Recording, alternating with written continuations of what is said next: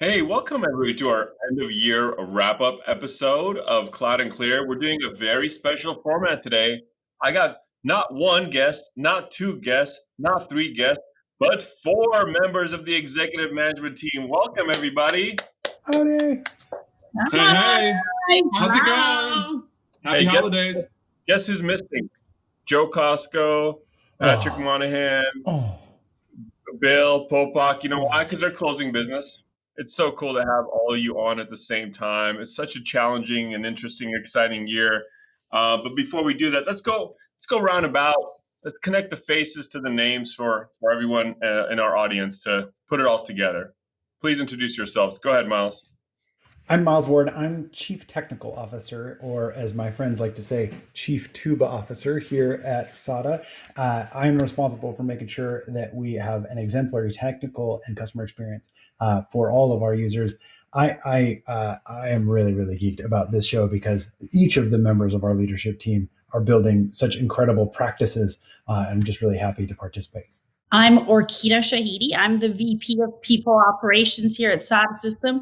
People, the most important part of SADA. I'm very excited to be as part of that, in charge of that. And again, it makes me so happy to be working at a company like this with such great people. So thank you. Hi, everybody. Dana Berg. I'm our Chief Operating Officer. I'm the cool one of the group. Miles is the nerd of the group, Chief Nerd Officer. I'm not the coolest. Dana was the job in college, so it's pretty accurate. I wish I still looked that way, but no. But at SADA, I have three obsessions largely, and that is to ensure we have the most incredible pre-sales engineering organization on the planet. Number two, professional services, unmatched by anybody in our ecosystem. And three, ensuring that we are providing exceptional customer love and attention to ensure their happiness. So those are my three obsessions here at SADA. I guess that leaves me. Hi, everyone. Noreen Galstian. I'm CMO at SADA, and I'm responsible for the brand right here. SADA new brand. So super excited to lead our brand initiatives across the board at every touch point, from our people to our partners to our customers and to the entire ecosystem, overseeing all aspects of our communications, events, and PR, along with demand generation, which is very important for marketing. So I'm super excited to be on this podcast with people I admire and respect, and been at SADA for 8 years, and it's never been boring. Boring? We are not. No, we are not. Noreen, let's be clear. You're the one that makes us all look very, very good every single day. Well, you guys make my job easy, so that helps. Look at all the love. Look at all this love on this group. This is, we spend a lot of time together, and now more than ever, and I love it. I love the love. But let's talk about this year. You guys can thank me for recruiting all of them. So yeah, you're welcome. Yes, we would not be here without Orkita. I hand selected Miles, and Dana was very hard to get also, but I'll take some credit. Okay, like I think Boss, you were ahead before you started. Maybe next time. I was going to say, it's like I hand selected him. I don't know. The other 130 people this year, though, Orkita. I mean, that's been remarkable. And let's talk about that because it's been the most challenging, unexpected, literally the definition of a black swan event. It was this global pandemic. We went into it not knowing what to expect. None of us thought it was going to be this bad or this impactful as far as a human, health crisis and a global crisis of economic uncertainty. In that environment, with no playbook, we've done remarkably well. And we talk about how fortunate we are, right? That we have been in a position to help our customers, our people, each other, and so on. But that whole thing started with a huge shift in March, Orkita, and that was really your group being our quarterback, our flight, air traffic controller, all of those things. So can you talk about those first few weeks? What was that like? Sure. It was definitely us quarterbacking it. However, it was all of SADA, its core values and its culture that made us flourish and do well in a situation like this. But it was when we first came across this, it was the unknown, fully remote. We had to act quickly. So, we have these core values in be one step ahead and be change agents. And you would not believe that's exactly what we were. We were quick to do everything. We decided on one day, everybody went remote. Again, of course, my team assisted with and quarterbacked this, but it was everybody else too. Like, people were quick to adopt the way we wanted to do things. They acted quickly. And again, it was like, we got it done. We're adaptive people. We're just like, okay, this is how you have to do it. Let's just do it. Nobody asked questions. Everybody just, again, it just makes me so proud to have a culture and values that we can truly live. That means we've hired the right folks and we're in the right group of folks to make things like this happen. Again, there's lots of things like mental health things, the unknown, but our folks are doing great. And, we definitely proved that we can do this and be successful through it. The biggest test of culture happens in a crisis because all of your strengths and weaknesses get accentuated and exposed and brought to the surface. You can't really hide from what you truly are as a leader, as an organization. I was super proud of those first few weeks, and I'm still proud to this day. I just read the Pulse survey results, the initial results today, and I'm like, just look at the general feeling and NPS and the commentary of just how supported people feel months and months into this, still in a realm of uncertainty. Yes, there's a vaccine out now and all of that, which is great, but nobody really knows what the future looks like. And to be able to operate with a great degree of uncertainty at the level is very hard. I think it even brought us closer together. I think that through this whole situation, we became closer. We were trendsetters. Everything I read online now, we're like, oh, we did that already. Did I write that article? But again, all the employee feedback, and I don't want to take credit for it myself. It's all the other folks that were like, we should try this. We should do this. So it's a collaboration at SADA, and that's what made it, so important. So Dana, you run the biggest number of people in your teams in aggregate, right? So as far as our 330 folks, of all the team here downstream, you run the biggest group.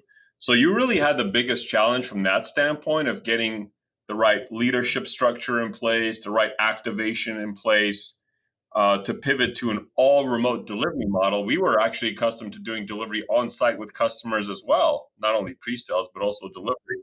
So, but you also had to create a sense of calm in your org, in your sub-organizations, to not only deal with the crisis, but show up for our customers in a superhuman way. How did you manage that? Yeah, I think it's, I think as I reflect back on the year, and keep in mind, right, guys, getting adapted to the new way of working while also hiring more people than we've ever hired in a 12-month period was also a very interesting challenge to undertake while we were going through all of these personal changes in our life and with work. I'll say this, the strategy hasn't really ever changed with respect to our people and our managers and our hiring. And we always use the term empathy as the need and the most valuable attribute for us to be able to connect as human beings, both inside the company, as well as, more importantly, sometimes with our customers. So what was interesting, we've been talking about that for years. It's interesting how a crisis like we've gone through forces all of us to think in terms of empathetic terms and to have conversations with our people and our customers and get to know them in a new way. I have pets running around in the background sometimes. I see babies being held on calls. We actually, throughout this crazy time across all of our people, have actually seen a human side of each other that we have never seen before. And it's not just within the four walls of SADA. We actually see this with our customers, and we see this within Google. And so I guess to answer your question, I hate to admit it, but there have been things that we've gone through during this year that have actually accelerated our ability to appreciate the empathetic role that we need to play within SADA. And we've gotten stronger, we've gotten closer, we know a lot more about each other. And I think that connection and that bond has served us really, really well throughout the year. And what I hope is this, is as the vaccines come out and as we go back into the office and we go back to normal ways of working, that the things that were actually very good about this pandemic actually persist well beyond. Yeah, I think that's exactly right. We know that certain things have changed forever. We know that consumer behavior has changed forever. The way that work is conducted has changed forever. These habits and traits and things we've now grown accustomed to won't go all the way back to how things were. So there'll be a new normal defined. It won't look anything like pre-March 2020, and we just know that. And I think that's a great segue into what really has been experienced in our business, right? So we have an 11x increase in our GCP demand in bookings and even a greater increase in our professional services. After the scare of end of Q1, we just had a very surprising Q2, Q3. Miles, this was your first full year at SADA. This was our first full year being all Google Cloud.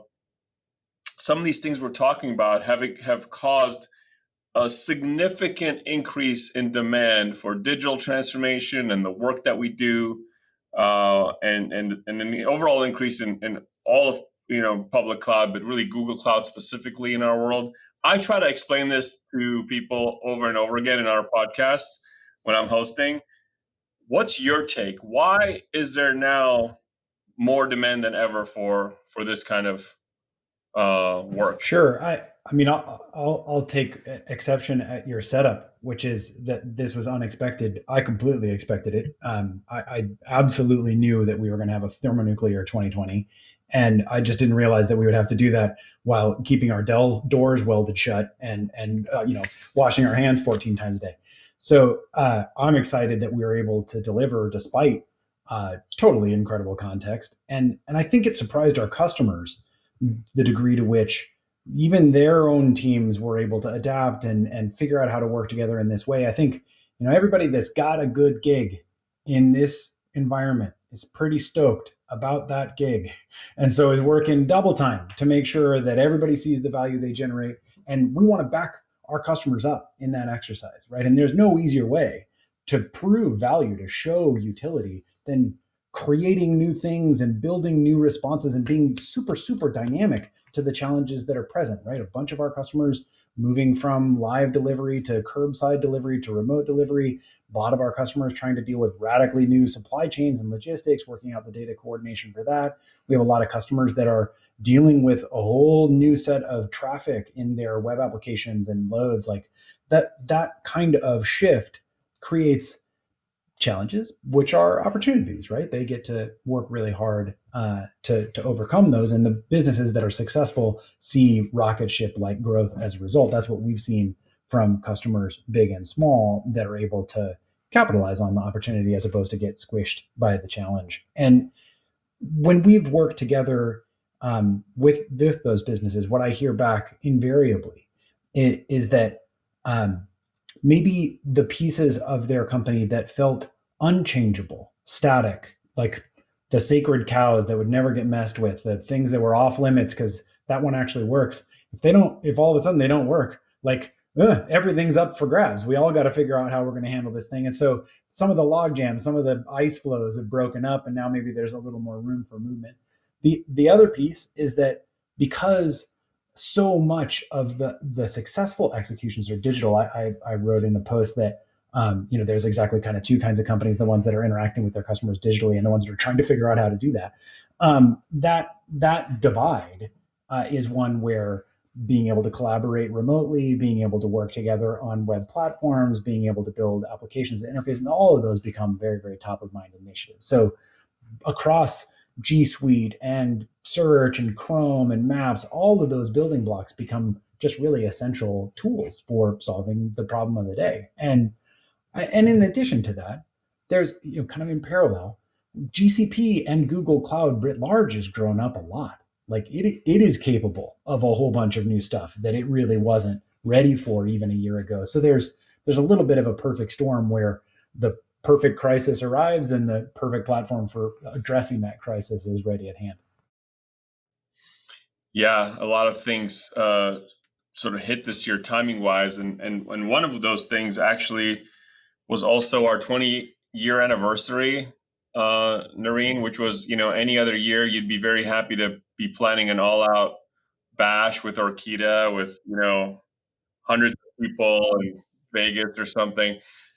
This year was not only not the right, environment safety-wise, but also kind of mood-wise, right, to do that. So we took a very different stance and approach, and it happened to be the year we're also rebranding. So what did the 20-year anniversary messaging and our rebrand, how does it correlate with where SADA is overall as a company? And also, how did it play a special role in the midst of this crisis, you think? Well, 20 years is a pivotal year. And you're absolutely right. We certainly would have had a big blast probably a few blasts around the country, actually. But kind of having that milestone be this specific year, and the year that we were also anticipating doing and completing our rebrand, really brought together, I think, a lot of components, right? Our culture, how we go to market, our engineering capabilities, right? Our technical expertise. And it all just kind of came together in this pandemic year that we hadn't anticipated, but it brought to the forefront of, yeah, this is who SADA is, right? Like we really showed our true colors of, being dynamic and being nonstop and being bold, right? Being bold in our moves and how we approach our customers, being bold in how we approach our partners and the entire ecosystem. And, even in a pandemic, there's a fearlessness that I think culturally we have, and really the ability to come together and be of service, right? Taking that notion of serve and not selling, right? Not having the sales be the driving force, but rather the service be the driving force and the core of our culture and the foundation that the Safoyan family built when they started the company, right? And so we always come back to that foundation and make sure that every touch point in every department has that belief and has that core values, as Orkita said, be the forefront and of every communication that we do. And it's no different from the marketing side of things, right? Every communication piece that we put out has to bring value to our customers, and it has to speak to our capabilities and the services that we provide. And the rebrand kind of wrapped all that into, a big, beautiful box, that we were able to launch in this year and have it be fully accepted and have that excitement come through, even in a virtual setting when we rolled out to our internal employees, when we rolled out to our partners, to Google. And then when we made our public announcements around, it was just such a warm welcome of like, yes, this is who SADA is. And this is exactly how we imagine you all to come to life in the different, level of sophistication and expertise that we brought to that forefront. So I could not be more proud of actually what we've accomplished this year, just as a team. And I'm super proud of obviously how our teams came together for this rebrand to launch and to activate it. It's certainly the start, right? We're not stopping here. We're going to move forward in 2021 and of how we go to market with that. But I think when serving is at the core of everything that you do, and every single person in your company believes in that, that speaks volumes to who we are. Yeah, and I think it was very difficult to do, and is going to continue to play a pivotal role in how we show up. It's difficult for many reasons. One is we've never done it. 20-year-old logo you're messing with and brand position. Two is like, how do you bring to the surface the words that describe the feeling of what it is to work at SADA, to work with SADA, and then turn that into a visual identity. That journey was very intense, very time consuming, but we did it in an inclusive way of many of our stakeholders, above and beyond the executive team, actually. Many people. That's really important. Yeah, it wasn't done in a bubble, right? We took our employees on that journey with us, with focus groups, and really activated with them first. We took our partners along with us. We interviewed several of our partners and also our customers. What do they perceive SADA to be, and how do they envision us, right, to come to life for them? And I think all of that suddenly aligned when we saw all the results come together, and it was just like, oh wow, like that realization of we're doing something right, something is resonating really, really well. And that's not just one group or one department, right? It's really the entire company being aligned in all of those efforts. Absolutely. Look, a part of our brand, this is as CEO, Miles has his 3 things. As CTO, Dana has his 3 things. I have my 3 things. My 3 things start with the people experience, and that people experience part is the first interface someone truly has that create a perception of your brand aside from what they've read somewhere or seen somewhere, right? That first interview, that first recruitment call. So Orkita, you and your group, you had to interview hundreds of folks. It was a start and a stop and a start, but net, we grew our headcount over 60% this year and had to do all the onboarding, enablement, cultural indoctrination, all without people ever going to a SADA office or spending face-to-face time with their teams or their leaders. And look, I still sign every offer letter that goes out. I still meet every employee on their first week twice usually, and keep in touch throughout. So I'm very close to the process, but I also read all the qualitative and quantitative feedback that comes back. It is so consistently positive and consistent.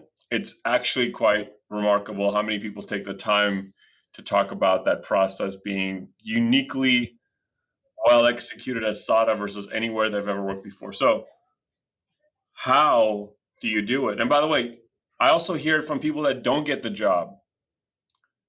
They write about what a great experience. I hope to be able to work here one day. So how do you do that? That's so important to me.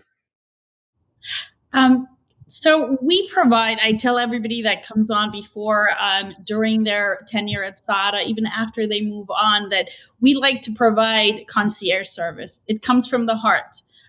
We want you to be here. We know that people have choices and they've selected to be here at SADA. So we want to make sure that they have the kind of experience that, that they heard about, they've read about. But the important part is, yes, onboarding, recruitment is obviously extremely important. Our folks are trained, they care, they want these folks to be here during their tenure. We want them to have a great onboarding experience because it's your first impression of SADA, right? And typically in your first 90 days, that's when you decide something is right for you or not. And the other part of this is that it's all the hiring managers working along with people operations to create these documents, create these processes in order for these people to be successful. We all have the same objective here. And so it makes it easy to work towards those goals.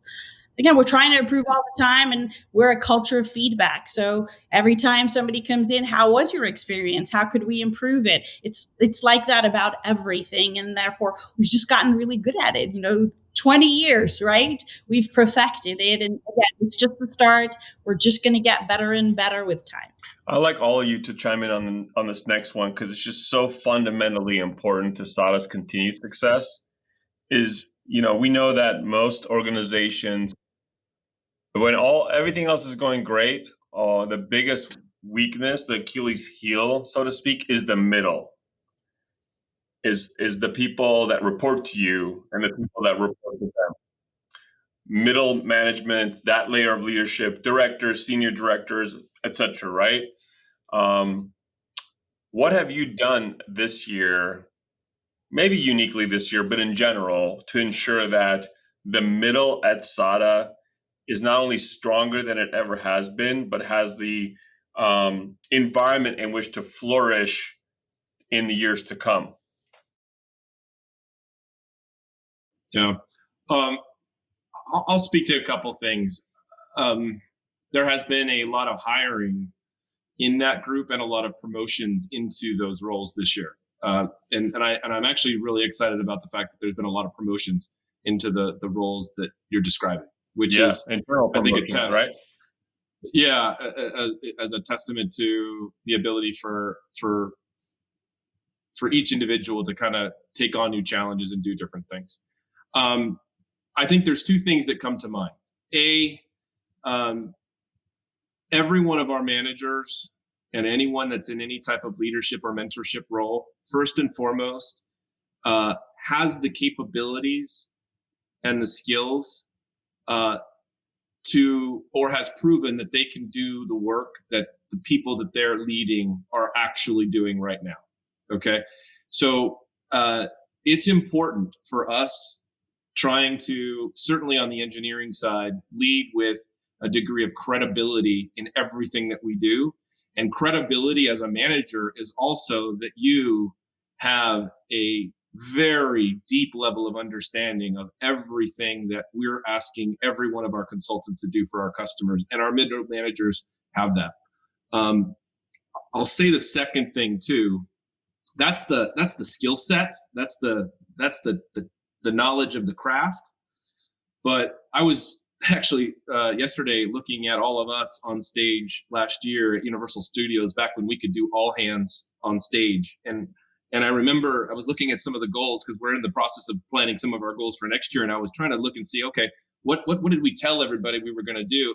And I looked through those goals, and you know what they were all about? It wasn't about we're going to hit X million dollars in revenue. We're going to hit X percent in GP. We're going to drive down this to the bottom line. It was all of the things that we talked about. And this was pre-COVID.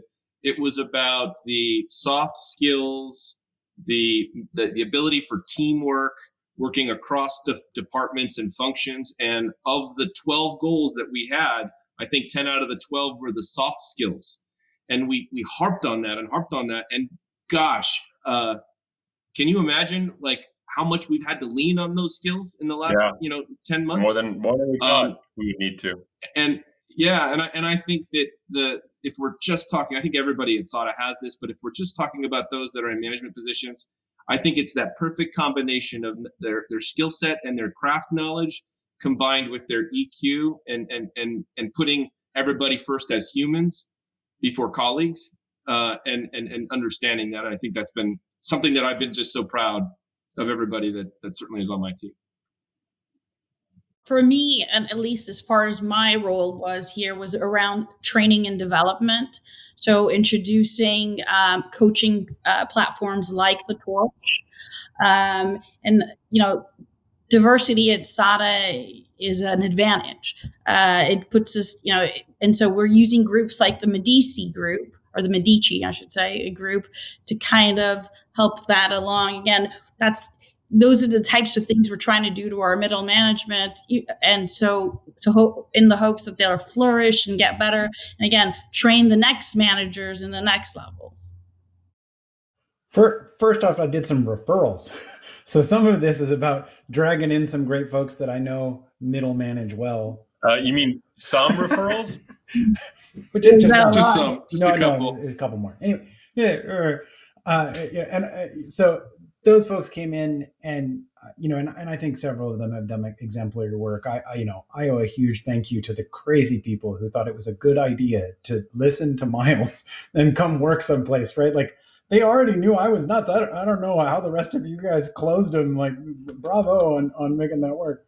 But several of them have, I think, done a great job, embodying the SADA spirit, even as new folks, and really working hard to take care of our employees and back them up, and represent their needs, and advocate on their behalf. And that I think is just a critical part of helping those folks that sit in the middle, who have, I think, absolutely the hardest job, do a really great job at it. Another thing we did is we built this program called SADA U, where we're bringing in really, really junior folks and upskilling them and showing them that they can do new stuff, and getting them to pass their certifications, and doing demonstrations in front of others, and doing a bunch of this stretch work. There's certainly a goal to that for those folks that are going through the class. I'm super excited about their direct contribution to the business. I'm also geeked about our ability to use the curriculum and that practice with our customers. They're all asking, hey, I want to know how to learn this stuff faster too. But there's this kind of meta point that all of us can develop, right? Like, the skills are learnable. Folks come in with resumes that you're kind of like, I don't know if they can really make this go. And then when they're done, they're in doing delivery projects and getting stuff done. So that was a way I thought to provide that as an example. And I also spent a lot of cycles, just in hand in the individual deals. Danny, you said it exactly right, where the crisis is what drives those sort of opportunity moments. I saw all these little spots where it's like, I could be in the chat and say what I want to have happen, or I could like back up one and go behind the manager and whisper, this is this part where you do this part, I promise. And we would have kind of a back afterwards conversation. And that little bit of mentoring, one, is like me one-on-one to them. But then right after you're all done with that, wasn't that nice? You should do it with your underlings too, right? So that they get this kind of view that all of us should be backing each other up, and mentoring and coaching and helping collaborate on the path to best solution. I think it's multifaceted, right? Communication is like at the core of everything that we do, and how we connect internally and externally, and improving the communication, transparency, and flexibility in how we touch each other virtually. That human connection coming through in this new norm that's going to continue for some time. And going back to like empathy, right? Having empathy be at the core of how we, mentor, and how we encourage and motivate and build confidence, and being able to not just provide tools, but really provide that support system, cross-functional teams, support system to our customers, support system to the partners we work with who depend on us as well, right? And the customers who are like, help me, I have no idea how to work in this new environment, or I need new technology, or I need change management services because I need my culture internally to align to this new norm. So all of that, we do so well internally, I feel like resonates externally, and all of the content and communication that we put out has that human feel and realness, if you will, that authentic voice coming through. So we don't really pretend to be somebody we're not. And we, from a management perspective, I think we encourage that authenticity at every level. Hey, and also, Yeah. I mean, let's be clear. Like, we have fun too, right? I mean, there's an element of, Yeah.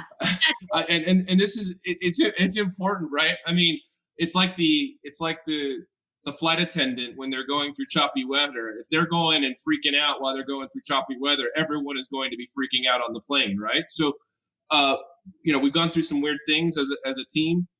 But you know what I love? I love that even before starting this thing, we were joking around and harassing each other, which hopefully none of that gets recorded and published under Cloud and Clear. But every single meeting that we have, it will be. No, I hope not. But like all the other meetings that we participate in, I like that there's a degree of humor, fun, joking, and even when we get into fights and we kind of get into arguments and we rigorously debate, there's always a degree. Miles and I do it all the time, but I think there's a degree of we're having fun in the process. And if you've ever worked for somebody that's not having fun or is freaking out or has got high anxiety and they're not able to stay calm, like that's a hard thing to operate and thrive in. And I just, across the board, everybody's ability to kind of do that and put on that kind of positive attitude that is addictive and have a little bit of fun in the process is, I think, made all the difference this year for us. We take our work very seriously. We take our customers very seriously. We do not take ourselves that seriously. So, as my daughter. What do you mean? I'm a concerted professional. I work in a very rigid and hierarchical way. Actually, Miles, I wanted to ask you.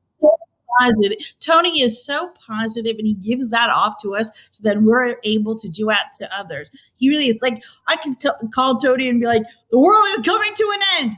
No, it's not. Let's see. More than just positive, I think being consistent is very important. Just like consistent, demeanor. It's hard. It takes a lot of practice, but I worked on it over the last several years. Miles, before we get into a more serious topic, we're talking about fun and all of that. One of the reasons I don't worry about SADA's future is that I know that we're always going to be able to recruit now the best talent. And it has a combination of our brand and our operations and our delivery teams and our people ops and recruitment and all these things together, right? Our CTO. And I try to explain that. I'm like, hey, birds of a feather. Like, how'd you get all these other people? Why do they want to leave Google and leave Apple and leave? Like, why do they want? I'm like, I don't know. Engineers are weird, and birds of a feather together. That's all I can say because I don't know anything beyond that. So, can you explain what it is to create an engineering culture that draws other very, very, very good and successful engineers to leave a great gig and come here? I mean, I think there's a couple of different pieces about it, and some of which are just not done, right? Like, we have a huge way to go in laying out how we build software as a team, right? And the way that we coordinate and share data back and forth with the customers, there's a bunch of complexity there. And the best engineers that I know, they like unsolved problems, right? So what they see is an environment where they can take all of the great stuff that they have seen in other examples, and then they get to actually build it instead of just having to like play in somebody else's playbox. So SADA is a place that really supports those kinds of creators and the people that are pushing forward. If there is anything that is absolutely predictable about working with Tony, it's that you come with a even remotely half-baked but seemingly good idea. Be like, yeah, do that, go get that done. So a lot of our engineers, they're real tired of hearing, no, that does not fit within our Q2 plan, go away. Like, so this is definitely an environment where they are given some legs to experiment with. It is also very true of engineers that, Forez, sometimes they get a rap of being introverted. Sometimes, maybe the communication skills struggle, things like that.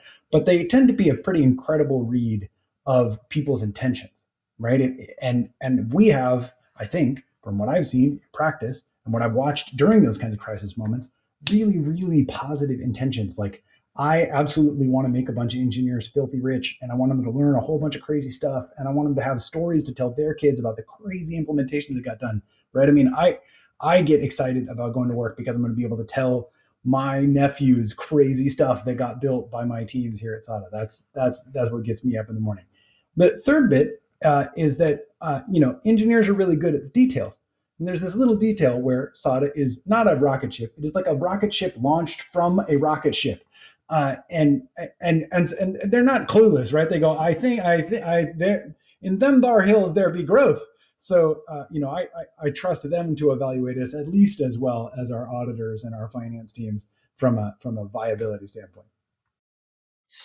Yeah, I think all those are valid, and again, I sort of obsess about maintaining that ability to be differentiated in what we bring to the table for these people that are going to bet their next multiple years and hundreds and thousands of hours on how they spend their life. So yeah, I mean, how many of our people have already put their stamp? I mean, even just in the last couple of years, like there are parts of SADA that are 10 years old that have stood the test of time and are doing incredible, that are 20 years old and have stood the test of time and done incredible stuff. But there are things being built like this month. I saw a whole walkthrough from Max Funk, who's building Brain Trust, which is incredible. There's all of this work that's being done in the lab to make it so people can collaborate. We're building up a hackathon. Like those are firsts. Those are places where we're really going to get to a spot where each of those engineers get to make a really lasting contribution to what SADA is. And I think, it gets wrapped up as like engineers like naming things. Yeah, engineers like creating things. And this is certainly a place where that can happen. It's so important in our space. We have to continue to be the place where the best engineers want to come and where the growing engineers want to come and learn. And if we're able to combine those two things like we have been so far, it's going to be great, because that's the value we want to bring to our customers. That's the culture we want to bring to our customers, because we're not trying to take over their stuff. We're trying to enable them to operate like we operate or parts of Google operate. And I think there's some magic there. But part of our strength is, of course, and especially the last 3 years, I think our awareness and activation around diversity, equity, and inclusion. This year, one of the reasons that, the 20th year anniversary, nobody's in a party mood is because, the blatant exposure, I think, of the injustice that still exists in our country, especially when it comes to the Black community, but it's not exclusive to the Black community. I think this year has really changed both the permission level and the expectations of what people are able to and allowed to talk about in our position being privileged and, generally Caucasian. All right. So I've there's a bunch of things I've done that we've done, but I'd love to hear, especially from the Caucasian men, but really from everyone on this panel, like, how do you see your role? What role do you play as a executive in an amazing fast growth company in tech that is now called upon to champion and drive all the issues facing our country around diversity, equity, inclusion?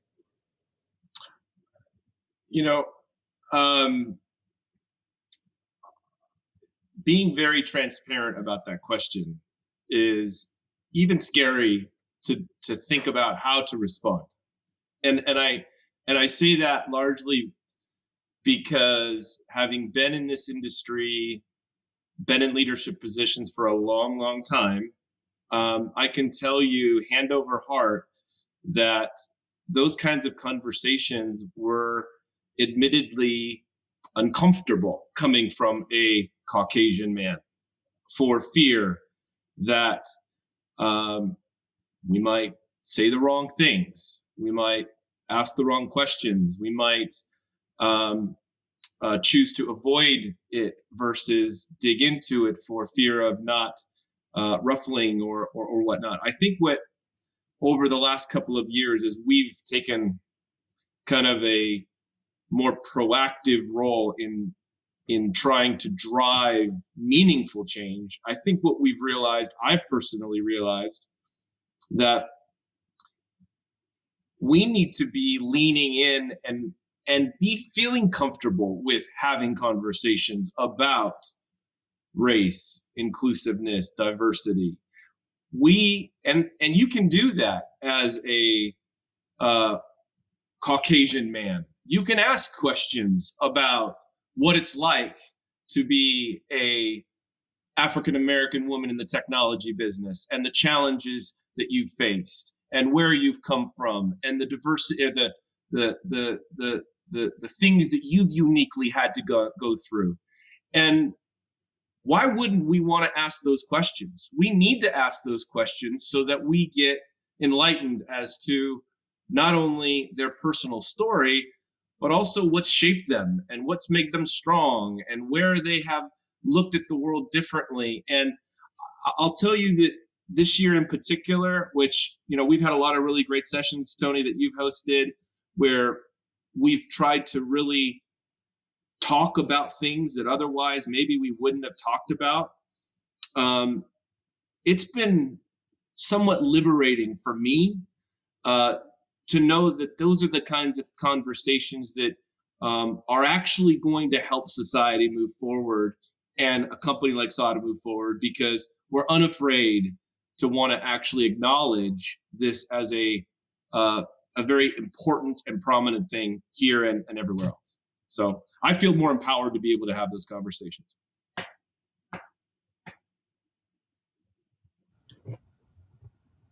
Ladies first. Well, for me, recruitment obviously is a key. And what I mean by that is by partnering with people like Recruiter to remove bias from our job descriptions. We want to partner with the right organizations, go to the right conferences to be able to recruit a diverse workforce. This year we partnered with National Society of Black Engineers. And I think 3 or 4 of our current SADA University students are from that conference that we attended. But more importantly, I don't want us to hire folks just to check off boxes on numbers, but we want to ensure that we are also inclusive.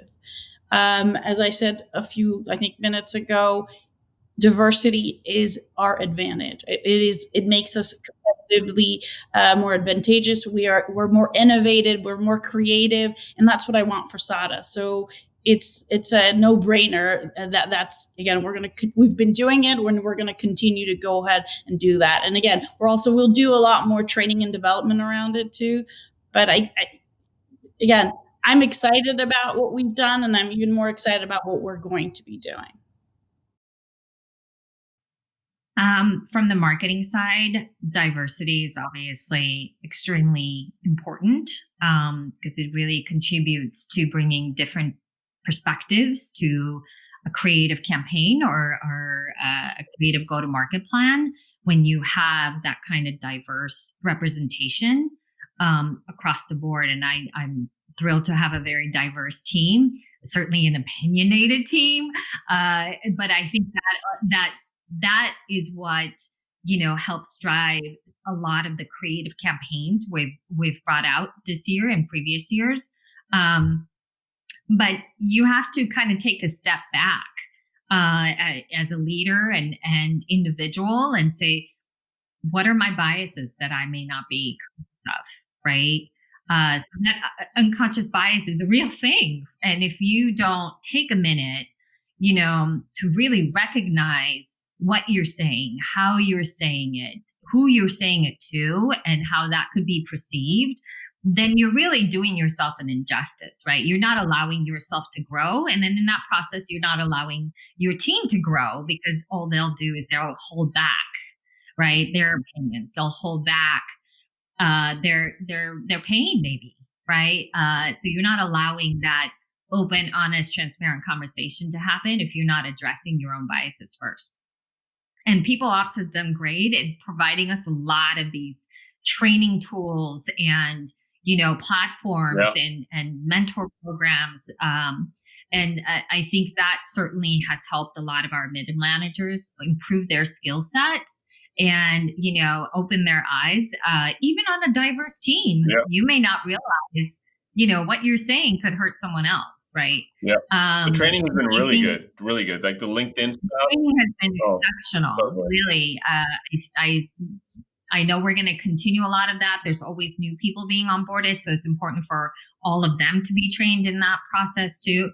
And I think providing that supportive, inclusive culture is one thing, but also providing an opportunity where everyone's an ally, right? You have to be an ally for others.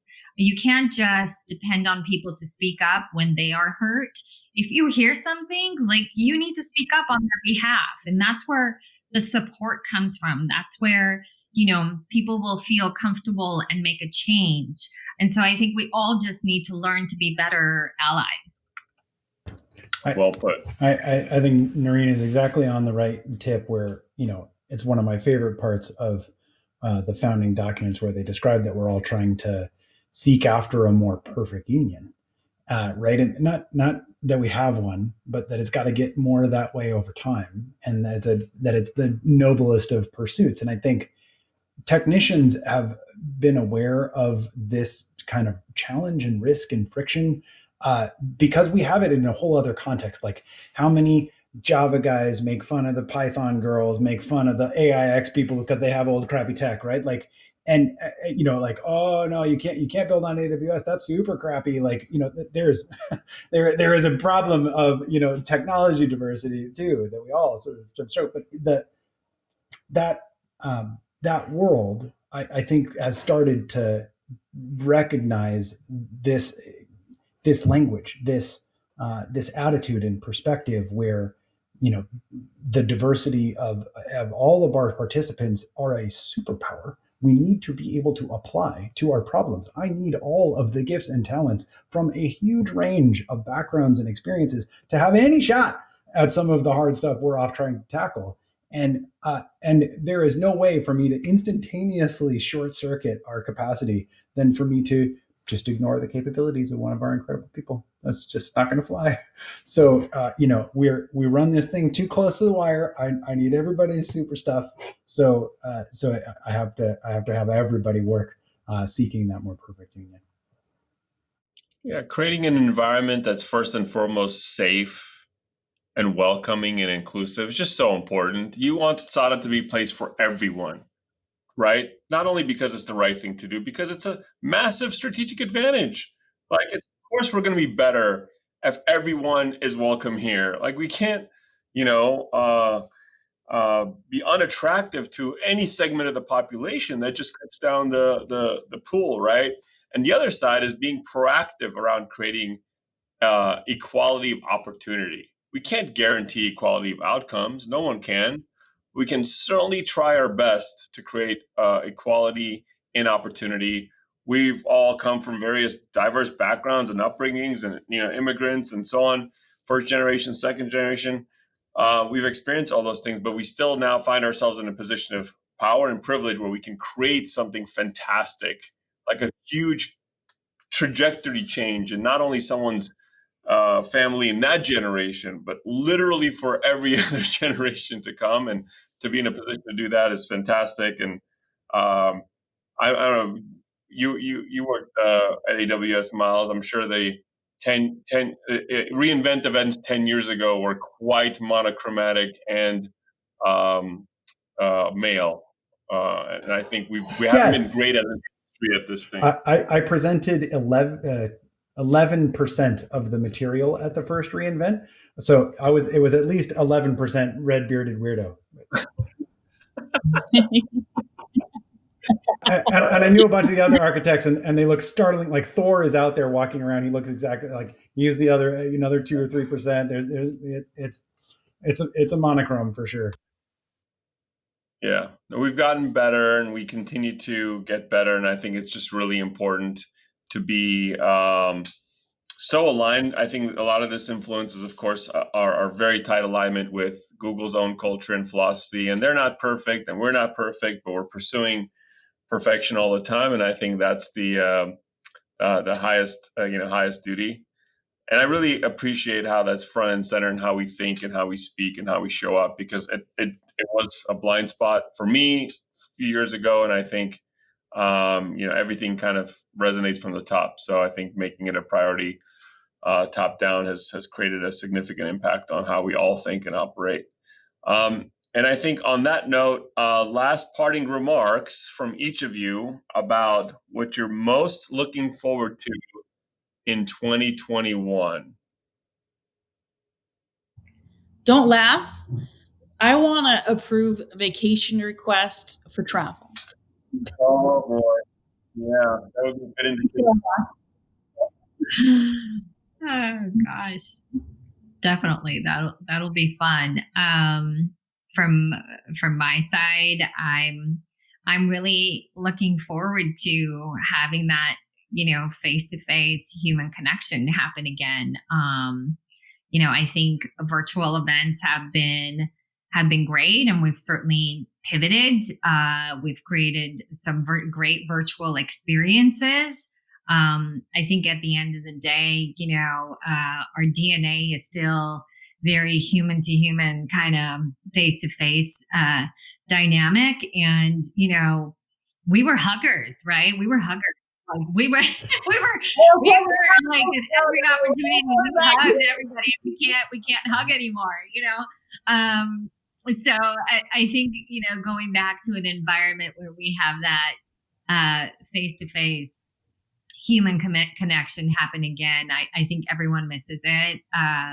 And hopefully, maybe end of next year we can still try to make that happen. We'll I don't know how many times I've typed hugs this year, which is just Yeah. crap.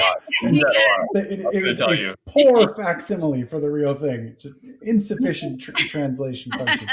Where I come from a long line of family members who transmit love by way of calories. And I realized in like November that it was literally the first time that I had bought another Sadian food that year. And I was like, something has gone terribly wrong. Like, so I'm looking forward to breaking some bread. Yeah, I couldn't agree more. I want to hug all you guys right now.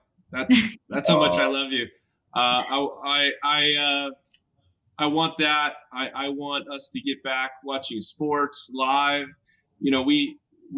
We have a customer that is local here. We were able to go look at the stadium. I was just looking at, man, how great would it be to have an event there and have the crowd filled and break some bread and cheer and celebrate and do some fun things.